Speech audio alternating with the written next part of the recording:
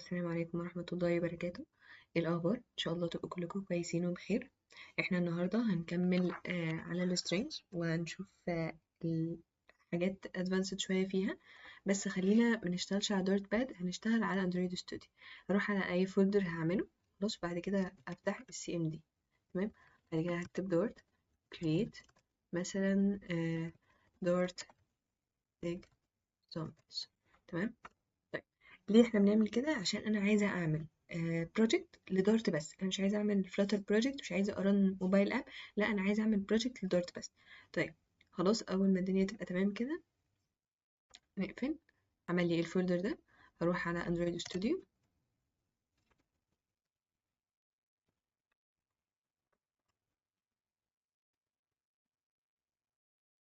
تمام كده، فتحت اندرويد ستوديو. هروح افتح البروجكت بتاعي بس.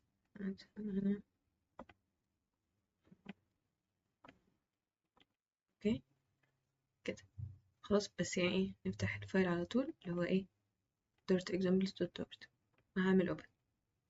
اوكي ماشي، احنا المرة دي بس هنختار open in project. تمام، وهقول لكم ليه دلوقتي، هي في حاجة بس محتاجين نعرف. بس هرجع كده examples وهدوس على dart examples، open الفولدر كله. تمام، نفتح بقى كده. مش مهم عندي بالنسبة لي الحتة دي، خلاص انا ليا ان هو يفتح لي ريدمي. تمام، دي يعني enable dart. طيب، وقفنا عند dart examples.dart. حتى لو هي ما فتحتش هتلاقوها هنا، تفتحوا اللاب هتلاقوها كده موجودة. تمام، اختاروا بس ان دي تبقى project. طيب خلاص، احنا فتحنا واحنا قلنا ان انا ما ينفعش اي حاجه ابداها من غير ما احنا نبدا ايه نحط المين فانكشن بتاعتنا في دارت. مستحيل، هي بتعرف البدايه عندي من المين دارت، من المين فانكشن سوري. فاحنا نيجي نفتح نعمل كده المين فانكشن. طيب نراجع مراجعه بسيطه كده على السترينجز. احنا قلنا ان السترينجز بتعمل ستور لتكست. تمام، بتعمل ستور لتكست يعني sequence of characters whatever بقى الكاركترز دي numbers او letters او special characters. المهم ان هي اما تبقى في double quotation او في single quotation، او زي ما احنا شفنا المرة اللي فاتت ان هي كانت في ال triple quotation. تمام، يبقى احنا كده افتكرنا السترينجز سريعا. اننا بقى نبدأ وناخد مثال. خلاص نبدأ هنا مثلا نعمل كده string first name equal شروق. تمام، و string كمان last name equal أشرف. تمام. طيب، فاكرين المرة اللي فاتت احنا كنا قلنا خلاص بص، احنا دلوقتي عايزين نطبع الجملة دي ماشي، بس هنحطها في كومنت عشان بس نفضل نحطها قدامنا. full name is شروق أشرف. طبعا شروق هتيجي من الفاريبل اللي هو first name، وأشرف هيجي من الفاريبل اللي هو last name. طيب ازاي نطبعها؟ فاكرين احنا كنا قلنا قبل كده ان انا ممكن اطبعها كده، اعمل print واعمل كده واكتب full name is والدولار ساين. خلاص، بكتب first name بعد كده سبيس دولار ساين كمان بعد كده last name. شوف هيطبع ولا لأ. هنعمل رن كده. تمام، طبعها لي فعلا. دي الحركة اللي احنا عملناها دي، ان احنا استخدمنا الدولار ساين، دي اسمها interpolation كده. interpolation. تمام، دي ده معنى الجزء اللي احنا عملناه ده، ان احنا استخدمنا الدولار ساين عشان نروح نجيب الفاليو بتاع الفاريبل. خلاص. طيب، ان انا اجمع ما بين two strings two variables كده يجيب الفاليو بتاعها، ده اصلا كان اسمه concatenation كده. concatenation. خلاص، concatenation دي معناها اني بجمع two strings في نفس الايه الجملة، او في نفس السترينج. بجمع two strings او two variables في نفس الايه السترينج. طيب، في عندي طريقة تانية بدل ما اعمل الدولار ساين دي. هو عامة حتة الانتربوليشن دي اسهل طريقة، يعني دي اسهل طريقة او احسن طريقة واحنا بنعمل عشان تبقى واضحة. خلاص، في طريقة تانية خلاص، بس دي مش احسن حاجة. ان انا بعمل كده، هكتب full name بما ان ده string. خلاص، بعدين اعمل بلس واكتب first name، بعدين اعمل بلس واحط سبيس وبعدين بلس واللاست name. تمام، هيروح كده هنا ايه، بصوا الفول نيم هي دي string خلاص حطيتها، بعدين بلس دي الكونكاتينيشن. خلاص concatenation انا حطيت بلس، جمعت two variables مع بعض عشان اخليهم في جمله واحده. خلاص هي حطيت بلس، هي حطيت له first name، هو كده كده خلاص انا حطيت بلس، ده بالنسبه لي ده string خلاص كده. خلاص وده بالنسبه لي هشوف ده بقى variable، خلاص لقيته خلاص احط الفاليو بتاعها، بعدين سبيس عشان يبقى في مسافه ما بينهم. خلاص وبعدين حطيت اللاست نيم ادي variable كمان. تعالوا نشوف هيطبع نفس الحاجه ولا لا. بصوا طبع full name دي ممكن نكتب مثلا is، خلاص عشان تشوفوها. full name is شروق أشرف، بس ليه ما فيش سبيس هنا؟ عشان أنا إيه كان المفروض هنا بعد is أعمل سبيس.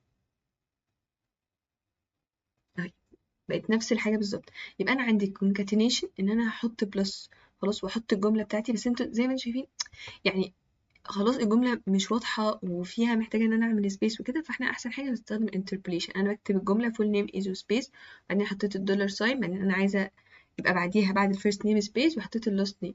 الدنيا هنا أسهل. تمام.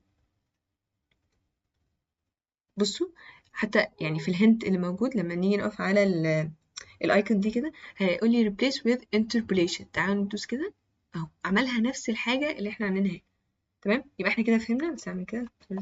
يبقى احنا كده فهمنا ان انا عندي الكونكاتينيشن وعندي الانتربوليشن. خلاص الانتربوليشن في الغالب احسن. خلاص يبقى دي الطريقة اللي احنا في الغالب هنستخدمها، هي حتة الدولار ساين دي. طيب احنا كده فهمنا الكونكاتينيشن. تعالوا بقى اقول لكم على شوية حاجات كمان. دلوقتي احنا عارفين ان السترينج دي built in type. خلاص دارت بتوفرها لي علشان استخدمها واعرف ان التايب اللي هيتحط لي string. خلاص طيب دارت كمان بتوفر لي جوه السترينج دي، جوه البيلت ان تايب ده built in functions. خلاص بتسهل لي كذا حاجه هنشوفها دلوقتي، بتسهل لي كذا حاجه.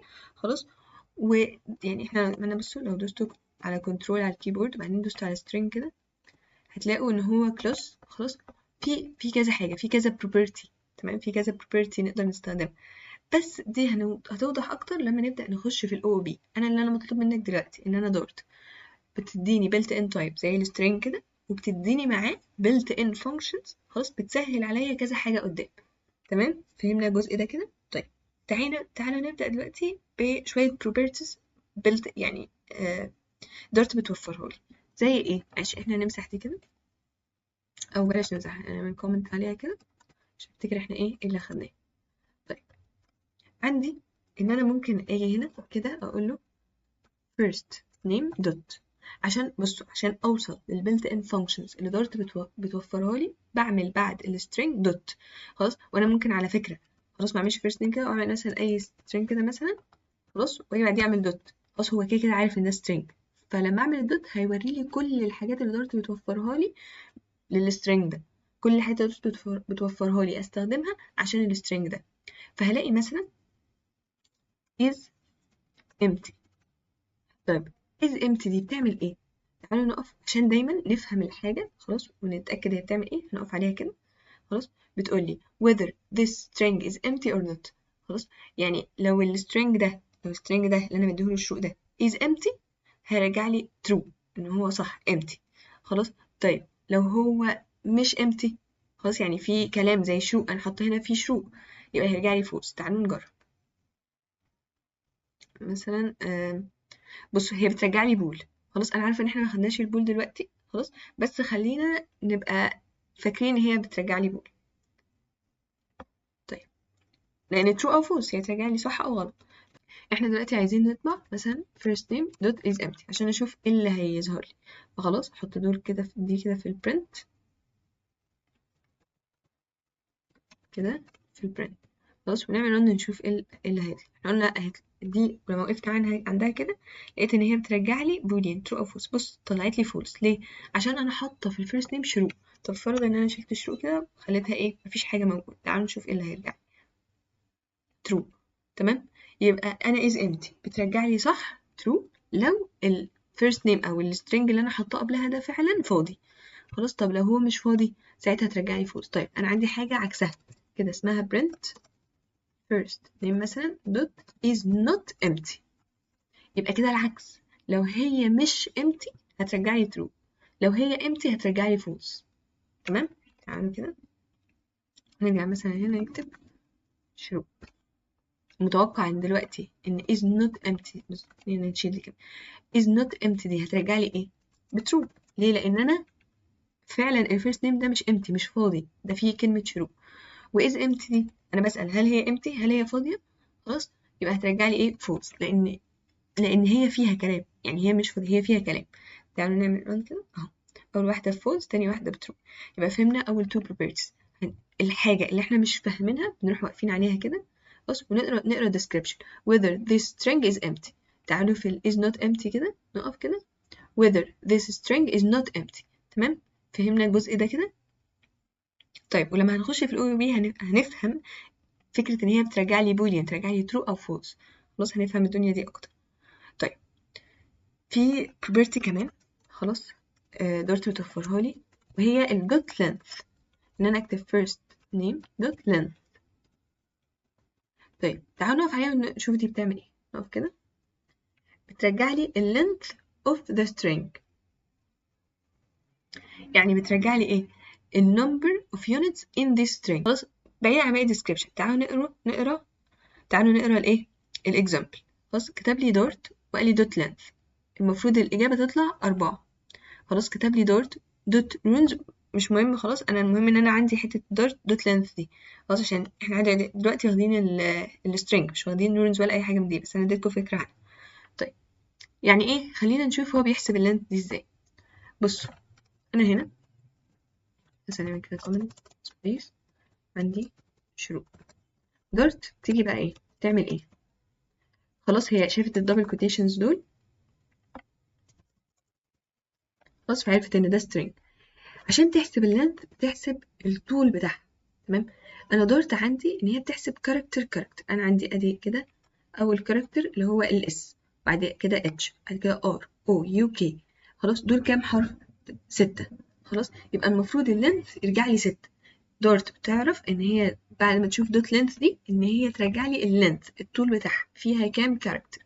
خلاص وترجع لي اللينث، تلاقيه حتى انتجر، ترجع لي انتجر. خلاص رقم صحيح. تمام، ليه؟ لان ده عدد انا بشوف عدد الكاركترز اللي موجودين في السترينج دي. تعال نعمل ران كده ونشوف. بصوا 6. تمام، زي ما احنا عارفين ان هي بترجع لي 6. طيب ان هي بترجع لي اللينس، الطول بتاعها، خلاص اللي هو فيه كام كاركتر. طيب في نقطة، خلاص احنا بس هنعمل كومنت على دي. في نقطة انا محتاجاكم تفهموا، هي بتعد الطول ده بتاع السترينج ده، بتعد الطول بتاعه، بس هي عندها ترتيب، ان هي بتشوف ان اول كاركتر ده بالنسبه له رقم 0، تاني كاركتر ده رقم 1، تالت كاركتر ده رقم 2، سوري 2، بعد كده تالت كاركتر 3، بعد كده 4 5. خلاص يبقى هي بتبدأ العد من رقم 0، متبدأش العد من رقم 1. يبقى هي هنا آخر كاركتر بالنسبة لها هو رقم كام؟ 5، أقل من اللينث ب1. بس أنا عايزاكم تاخدوا المعلومة دي كده دلوقتي، خلاص، وقدام هنعرف احنا ليه فهمناها. بس أهم حاجة إن احنا فاهمين إن دارت بتبدأ تعد السترنج من عند الزيرو.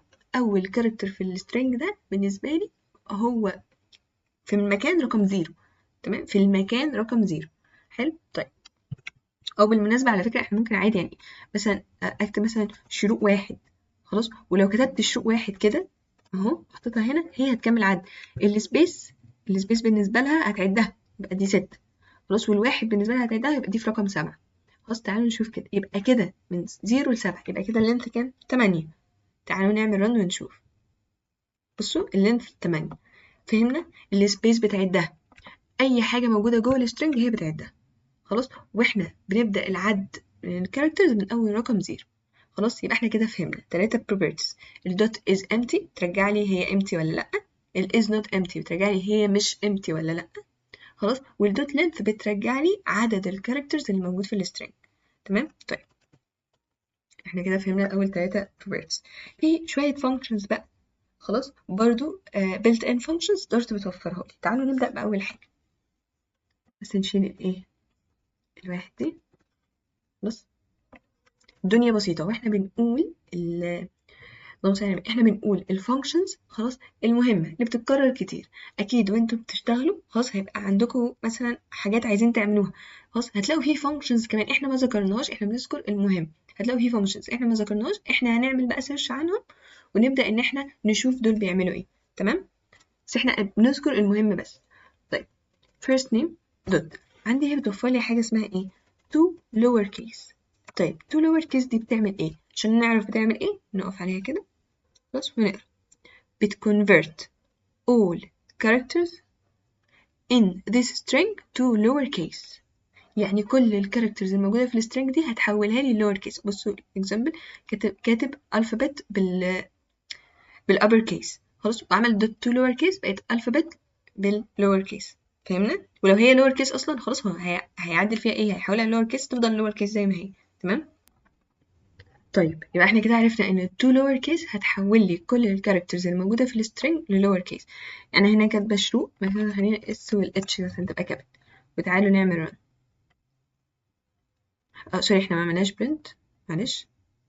نيجي كده هنا نعمل print. بصوا حولها لي لlower case. طيب في حاجة كمان عندي عكس اللور كيس، بتحولي لأبر كيس. نعمل كده print first name dot to upper case. ولو وقفنا عندها كده وبس شفنا الإكزامبل إن alphabet مكتوبة بالlower case، لو عمل dot to upper case هتحول لإيه؟ لأبر case. تعالوا نرن ونشوف. بصوا دي كلها بقت lower case ودي كلها إيه؟ upper case. خلاص دول الاتنين اللي عندنا. طيب هنا مثلا اكتب شو زي ما هي كده، مثلا اعمل سبيس قبلها وسبيس بعدها. تمام، ان اليوزر مثلا بيجي يدخل اسمه حط سبيس قبل وسبيس بعد خلاص بالغلط. طيب في عندي حاجه كمان دورت بتوفرها لي ان نحطها في البرنت first name دوت trim. تمام، trim دي بتعمل ايه؟ دي بتشيل لي السبيسز اللي في البدايه والنهايه، ملهاش دعوه باللي في النص، هي بس بتشيل السبيس في البدايه وفي النهايه بس.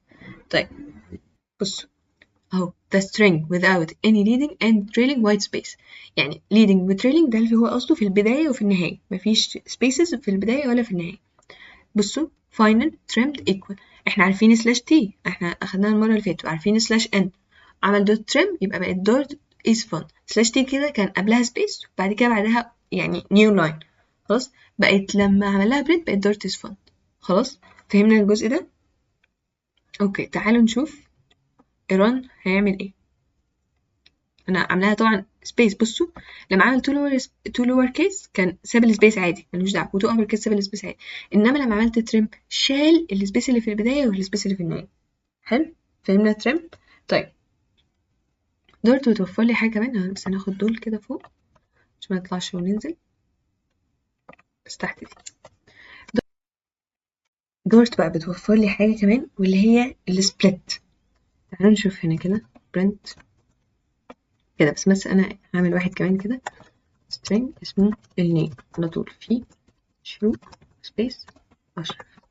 حلو. طيب ايه السبليت دي؟ هاجي هنا هقول له نيم دوت سبليت، بيقول لي لازم احط باترن. خلينا نعمل كده دلوقتي، نفهم الاول ايه السبليت دي. نقف عليها خلاص، بيقول لي ايه splits the string at matches of pattern and return a list of substrings. فكرة list دي بس احنا يعني list اللي هي مجرد ايه فيها كذا items، يعني list دي حاجة فيها كذا items هنخش لها أول ما نبدأ في حتة الليست دي إن شاء الله. طيب finds all the matches of pattern in this string as by using pattern.all matches، برضو الكلام ده ما يهمنيش، and returns the list of the substrings between the matches before the first match and after the last match. طيب تعالوا نشوف. هو هنا حط hello space world وحط exclamation mark وتمام، بعد كده راح قايل لي دوت سبليت، وهنا حط ما بين ايه، حط في السترنج هنا سبيس خلاص. لما جه طبعا خلاص طلع لي الحاجه دي كود هلو وبعدين كوما وورلد وكده، بس انا مش فاهم. طيب خلينا نعمل زيه وهعمل كده سبيس خلاص ونشوف ايه اللي هيطلع، نشوف هنفهم حاجه ولا لا. بصوا طلع لي ايه شروق كوما اشرف. هي طلع لي ليست، فاهم، هي فعلا طلعت لي ليست فيها كذا ايتم، بس على اي اساس؟ بصوا سبليت دي من معناها كده ان هي بتقسم الجمله اللي هي قبل الدوت دي، بتقسم مثلا النيم ده على حسب اللي جوه ده خلاص. يعني ايه؟ يعني انا فعلا حاطه هنا شروق بعد كده سبيس اشرف. حلو، يبقى هي اخدت شروق حطيتها في بقت ايتم، واخدت اشرف حطيتها ايتم. ليه؟ لان ما في بينهم سبيس. طب جيت وانا كتبت مثلا هنا سوري مثلا اشرف اكس اكس مثلا، خلاص، وجيت عملت رن، هلاقي بتاعي شروق واشرف اكس اكس. طيب فرضا ان انا جيت عملت كده شروق اشرف مثلا كده، جيت عملت رن، هلاقي ايه؟ بصوا هلاقي ان الليست زادت واحد. ليه؟ لان هو بيفصل من جاي من سبليت، ان هو بيفصل الجمله على حسب الحاجه اللي انا حطاها هنا. خلاص، فلنفترض ان انا جيت حطيت قبل اشرف والسعيد كده كوم، خلاص، وقلت له ان الباترن بالنسبه لي هي السبيس، فانت هتفصل على اساس السبيس. فروحت لقيت شروق بعديها سبيس، يبقى الشروق دي اتاخدت اول ايتم. بعد كده اشرف كوما سعيد، لا دول ما فيش ما بينهم سبيس، يبقى دول هيتاخدوا تاني ايتم. تعالوا نتاكد كده. بصوا الكومة دي، معلش انا بس عشان تبقوا شايفينها، عشان الكومة في كومة في البتاع بس مثلا كده اهي. بصوا اخد شروق اول ايتم، واخد اشرف سيمي كولون السعيد دي تاني ايتم. طب افرض ان انا جيت خلاص مش عايزه اسبليت افصل بالسبيس، انا عايزه افصل بالسيمي كولون دي، ايه اللي هيجرى؟ اللي هيجرى ان هو هياخد شروق وسبيس اشرف دي ايتم، والسعيد دي ايتم. طيب يبقى كده فهمنا سبليت انا بفصل على اساس الباترن اللي انا حاطه له. تمام. طيب دي دي تاني حاجه، دي برضو مهم. طيب يعني بس نشيل السيمي كولون. طيب بصوا احنا مثلا لو شلنا السيمي كولون وجينا عملنا برنت تاني، شروق اشرف سعيد كلها هتبقى في ايتم واحد كده، فاهمين؟ لان ما لقاش اصلا الحاجه اللي هيفصل بيها، هي مش موجوده في الجمله اصلا، فانا مش هفصل حاجه. تمام. طيب تعالوا نشوف حاجه كمان. عندي حاجه اسمها substring. طيب هاجي هنا مثلا في name اقول له substring، هلاقي انه عايز start. خلاص بصوا وقفنا كده، هلاقي ان هو محتاج start ده end، يعني اي رقم صحيح، واند. خلاص، وممكن احط end وممكن لا، وهنفهم حته ان انا ممكن احط end وممكن لا دي على اساس ايه. بس خلينا نقرا the substring of this string from start inclusive to end exclusive. طيب عشان نفهم بس بصوا both start and end must be non-negative and not greater than the length.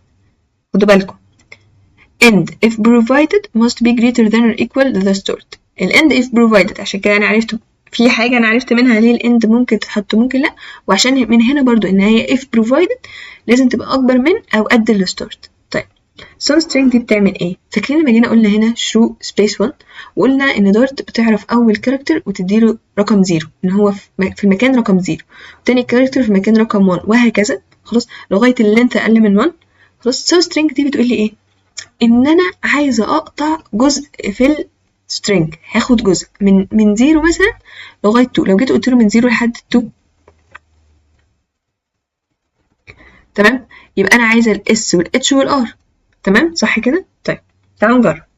مثلا انا هقول له بس خلينا ايه نرجعها شروق كده عادي عشان تبقوا شايفين اللي هيطلع. خلاص، وهنيجي دي first name، خلاص، وهقول له ان انا عايزه من 0 لغايه 2. تعالوا نشوف ايه اللي هيطلع وهنستفاد منه ايه. بس خلينا بس عشان ايه مشتتكوش، هنعمل دي كومنت عشان ايه اللي يطلع لي بس هو ده اللي نركز فيه. هنعمل رن، لقيت ايه؟ طلع لي الاس بس، مش ده اللي كان. استنى عشان احنا عملنا السبيس، سوري نعمل كده تاني عشان السبيس. تلاقي ايه؟ الاس اتش، مع اني قلت له من 0 لحد 2 يعني يطلع لي اس واتش وار. السب سترينج ما بتتعملش كده، بتتعامل ان هي هتبدا من 0، تجيب الزيرو تمام ادي الاس، وتجيب ال1 الاتش، خلاص، واول ما تشوف ال2 هتقف عندها مش هتجيبها. خلاص يبقى هي من الزير من الستارت لغايه الاند ماينس 1. تمام، يبقى انا السب سترينج بتاعي from start to end minus 1. تمام، يبقى هتروح الزيرو تجيبها، هتروح ال1 تجيبها، اللي بعديه هو ال2، خلاص يبقى انا كده خلاص جبت الزيرو وال1. تمام. طيب وقال لك الاند ما ينفعش تبقى اكبر من اللينث. ليه؟ لان انا اللينث بالنسبه لي هنا 6. خلاص لو انا جيت وحطيت له ال اللهم صل على النبي الاند ب7، خلاص بص هيضرب اصلا ايرور لان انا عملت اكتر من اللينث. احنا هنا عملنا 7 تلاقي الشروق عادي. ليه بقى؟ عشان احنا في سبيس هنا نسيناه. خلاص بس اهو لو شلنا السبيس وعملنا ران تاني هيضرب لي الايرور. بصوا invalid value not in inclusive range من 0 ل 6. انا عندي رينج اصلا من 0 ل 6، فمعنى انت جبت 7 دي ده انا اصلا اخر اندكس عندي او اخر مكان عندي هو رقم 5. فانت جبت 7 دي على اساس ايه؟ خلاص يعني معنى ان انا هجيب مكان رقم 6. طب فين مكان رقم 6؟ مفيش 6 اصلا. فهمنا؟ يبقى انا لازم ما اعديش اللينث. لو انا عدت 6 خلاص احنا عارفين ان هي لحد الاند ماينس 1، يبقى هيمشي الزيرو يجيبها وال1 ويجيبها وال2 وال3 وال4 وال5 خلاص ويقف لحد ال5. خلاص يعني معانا 6 اهي هتروح. تمام؟ فهمنا الجزء ده؟ فهمنا السول سترينج وان هي بتحط الستارت وبتحط الاند. طيب احنا قلنا ممكن نحط اند ممكن لا، فنفترض ان انا كده حطيت 1 ما حطيتش الاند. تعالوا نشوف ايه اللي هيحصل. تاني ايه HROUK. خلاص ده معناه ايه؟ انه راح جايب من عند الواحد لغايه النهايه. خلاص بقى انا مش هروح بقى اتشيك اللينث بتاعها ايه ولا اي حاجه، انا كده كده عايز لحد النهايه، يبقى خلاص احط الستارت بس، اقول له بس بدايتك فين. تمام؟ فهمنا الجزء ده؟ بس طبعا الستارت ما ينفعش تبقى، اكيد ما ينفعش تبقى اكبر من اللينث، ما ينفعش الكلام ده. يعني انت مثلا حطيت 6 لا اكبر منه ولا ايكوال اللينث، يعني بس لو حطينا 6 مش هيجيب لي حاجه. ليه؟ لان ما فيش حاجه. يعني انت حطيت 5 بس، يعني هيروح عند 6 دي اخر حاجه موجوده عندي. بس لو جينا حطينا 7 سوري عملنا كده رن، طلع لي نفس الايرور. يبقى انا اخري ان هي تبقى قد اللينث، ما ينفعش تبقى اكبر من اللينث ابدا. وبما اني حطيت 6 فهتبقى تروح من عند 6 خلاص، وهي 6 مش موجوده اصلا، مفيش فيها حاجه. خلاص ما ضربش ايرور ليه؟ لان انا بالنسبه لي ده انا في نفس مكان اللينث خلاص، بس هو ما فيهوش حاجه. يعني انا ده اخري في اللينث، بس هي ما فيهاش حاجه الستة، فخلاص انا مش هحط لك حاجه. تمام؟ يبقى احنا كده فهمنا الدنيا ان انا الستارت والاند ما ينفعش خالص. بص لو جينا حطينا 5 هروح عادي يطبع لي كي. خلاص يبقى احنا الستارت والاند ما ينفعش بأي حال من الأحوال يعدوا اللينث. واحنا فهمنا ان السب سترينج هي بتقطع لي الكلمة من مكان كذا لمكان كذا. خلاص لو انا عايزاها من اطبع الاس اتش ار، يبقى انا هيبقى عندي ايه؟ من الزيرو لغاية ال3 عشان اخد ال1 وال2، 0 1 وال2. تمام؟ طيب اهي من الزيرو لغاية ال3 يبقى انا عايزة تبقى ايه؟ اس اتش ار. تمام؟ فهمنا الجزء ده؟ فهمنا السب سترينج؟ اتمنى تكون واضحة. طيب تعالوا بقى نشوف عندنا حاجة كمان. حط بريد. عندنا حاجة اسمها starts with و ends with. هاجي هنا هقول مثلا ال first name برضه dot starts with. بيقول لي حطي pattern. احنا فهمنا خلاص الباترن دي، يعني انا هحط بقى ايه حاجة starts with. تعالي نشوف كده whether this string starts with a match of pattern. يعني هل السترينج دي بتبدأ بحاجة من الباترن اللي انا قلتها ولا لا. طيب لو انا كتبت كده sh، هل ده هيرجع احنا بنرجع صح او غلط starts with، هل هي بتبدأ بده ولا لا. ده هيرجع لي true ولا لا. تعالوا نشوف. هيرجع لي true. طب فرضا ان انا حطيت الاس سمول، تعالوا نشوف هيرجع لي true ولا لا. لا رجع لي false. ليه؟ لان احنا زي ما قلنا اولا دارت كيس سنسيتيف، ثانيا اصلا الاس الكابيتال والاس السمول الكودز بتاعتهم مختلفه خلاص، فالاتنين مش واحد. فانا طالما حطيتها كده اس سمول يبقى انا ايه؟ لا يبقى الاتنين دول يبقى الشروق دي ما بتبداش بالاس اتش دي، بتبدا بالاس كابيتال اتش. طيب في حاجه كمان عندي اسمها ends with دوت ends with. خلاص ان هي بتنتهي بالباترن دي ولا لا. تعال نشوف احنا حطينا كي. تمام يعني ايه true. خلاص يبقى عندنا الستارت with والانس with، ودي سهله جدا. انا بس بشوف الحاجه السترنج ده بيبدا بالباترن دي ولا لا، وبينتهي بالباترن دي ولا لا. طيب في عندنا حاجه كمان برضو مهمه، دي مهمه جدا، ان انا بعمل كده print. زي ما انا بشوف البدايه والنهايه، فانا محتاجه اشوف هل هي بتتكون من باترن معينه ولا لا، هي بتتكون من الباترن دي ولا لا. فراح قايل له first name dot contains تتكون، هل هي فيها OUK مثلا. تمام نعمل run بيقول لي true. طب هل هي فيها مثلا O، ونعمل run بيقول لي true. طب هل هي فيها O capital؟ أظن إحنا عارفين الإجابة إن هي ترجع لي إيه false. حلو فهمنا الكونتينز دي برضو مهمة جدا، هستخدمها برضو قدام. طيب في حاجة بما إن أنا قلت لكم عليها، إحنا عايزين مثلا نعمل كابرا first name سوري. طيب انا قلت لكم ان انا عشان اجيب اول حرف ببقى عارفه ان هو في المكان 0، عشان اجيب تاني حرف ببقى عارفه انه في المكان 1. طب انا دلوقتي عايزه اطبع اول حرف، اعمل ايه؟ مفيش حاجه من هنا عرفتني اطبع اول حرف ازاي، خلاص، الا السب سترينج. انا ممكن عادي اقول له كده دوت سب سترينج، واقول له ايه بقى، الستارت 0 والاند 1، يبقى كده هيجيب لي 0 بس، يطبع لي اول حرف بس. يعني نجرب كده، صح، طبع لي الاس. طيب في حاجه اسهل، ان انا بروح عامله كده print first name، واروح عامله التو براكتس واحط 0، لان انا عارفه ان هي في المكان الزيرو او الحرف في المكان رقم 0، سوري، وهعمل سيمي كون. شوف طلع لي اس ولا لا؟ طلع لي اس فعلا. يبقى علشان اوصل للكاركتر في السترنج، خلاص، واستخدم باني استخدم اماكنهم، ان انا اعرف الاس ده مكانه ايه، رقم 0، والاتش مكانه 1، والار 2، والاو 3، وهكذا. خلاص، يبقى بعمل البراكتس دول. خلاص هنفهمهم لما نخش في الليست اكتر، بس عشان اوصل لاماكنهم بعمل البراكتس دول، خلاص، واحط ايه مكانه. حلو. واكيد اكيد اكيد ان انا ما ينفعش احط هنا اكبر من اللينث ولا قد اللينث. يعني احنا لو جينا حطينا 6، خلاص هي اللينث بتاعتها 6، تمام، ازاي السب سترينج انا ما ينفعش احط الستة دي؟ بص طبع لي ايرور. ليه؟ لان انا بالنسبه لي انا بدور على اماكن، وانا الاماكن بالنسبه لي من 0 ل 5، مفيش 6 دي مش موجوده. يبقى انا اخري في اللي احطه هنا، خلاص، هو قبل الاند قبل اللينث بواحد. خلاص، انا اللينث بتاع الشروق اصلا، اللينث بتاع الشروق equal 6. خلاص، يبقى اخر، بصوا اللي بنحطه هنا ده اسمه اندكس. خلاص، يبقى الاندكس لازم يبقى اقل من او قد اللينث ماينس 1. خلاص فهمنا الجزئيه دي مهمه جدا. انا الاندكس اللي هحطه هنا ما ينفعش خالص يعدي اللينث او يبقى قده، لازم يبقى اقل منه. حلو. ما ينفعش طبعا اكيد يبقى بالنيجاتيف، انا كده كده ببدا اعدي من الزيرو، فاكيد ما ينفعش يبقى بالنيجاتيف. حلو. طبعا 5 كده هيجيب لي اخر حرف عادي. شفتوا جاب لي اخر حرف. حلو. فهمنا الجزء ده، اتمنى كده يبقى واضح. طيب مراجعه بسيطه على اللي احنا عملناه.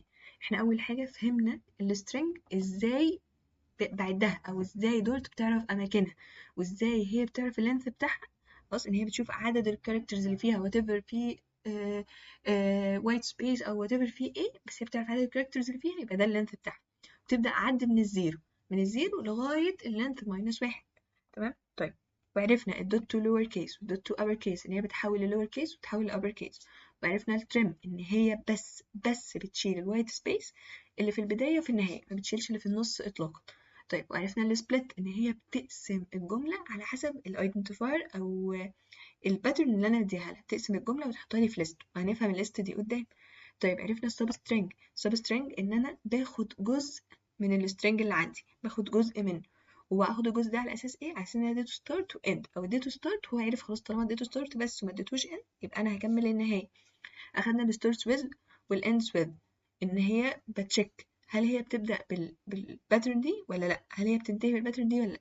اخدنا كونتينز، هل هي فيها الباترن دي ولا لا، فيها في العموم، تفر بقى في البدايه في النهايه في الاول في الاخر، انا بس بعرف هي فيها الباترن دي ولا لا. تمام. اخدنا ازاي اكسس حرف او كاركتر واحد في السترينج عن طريق مكانه. حلو. وان انا اني اجيب مكانه ده اسمها اندكس، عن طريق الاندكس بتاعه ان انا اجيب مكانه. تمام. ان احنا بنعمل ايه؟ بنحط السكوير براكتس دي ونحط الاندكس جواه، وان الاندكس ده مستحيل باي شكل من الاشكال يبقى نيجاتيف، مستحيل يبقى قد اللينث او اكبر من اللينث. اتفقنا على دي.